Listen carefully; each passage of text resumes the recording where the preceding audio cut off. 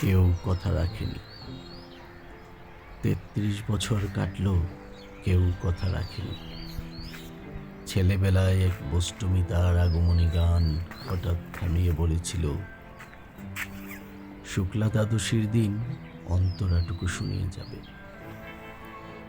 তারপর কত চন্দ্রভোগ অমাবস্যা চলে গেল, কিন্তু সেই বষ্টমী আর এলো না। ২৫ বছর প্রতীক্ষায় আছি। মামাবাড়ির মাঝি নাদের আলী বলেছিল, বড় হও দাদা ঠাকুর, তোমাকে আমি একদিন ৩ প্রহরের বিল দেখাতে নিয়ে যাব।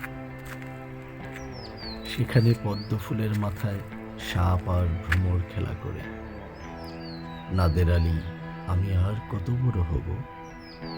আমার মাথা এই ঘরের ছাদ পড়ে আকাশ স্পর্শ করলে তারপর তুমি আমায় ৩ প্রহরের বিল দেখাবে? একটাও রয়্যাল গুলি কিনতে পারিনি কখনো।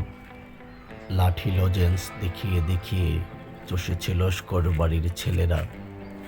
ভিখারির মতন চৌধুরীদের গেটে দাঁড়িয়ে দেখেছি ভিতরের রাস উৎসব। অবিরল রঙের ধারার মধ্যে সুবর্ণ কঙ্কন ফর্সা রমণীরা কত রকম আমোদে হেসেছে। আমার দিকে তারা ফিরেও চায়নি। বাবা আমার কাঁধ ছুঁয়ে বলেছিলেন, দেখিস একদিন আমরাও। বাবা এখন অন্ধ, আমাদের দেখা হয়নি কিছু। সেই রয়্যাল গুলি, সেই লাঠি লজেন্স, সেই রাজ উৎসব আমায় কেউ ফিরিয়ে দেবে না।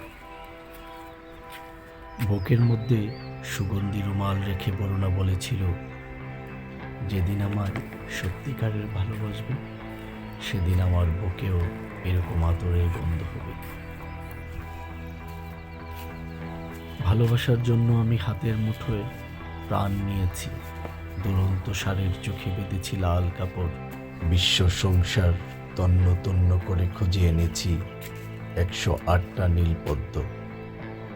তবু কথা রাখেনি বরুণা। এখন তার বুকে শুধুই মাংসের গন্ধ। এখনো সে যে কোনো নারী। কেউ কথা রাখেনি। ৩৩ বছর কাটলো, কেউ কথা রাখে না।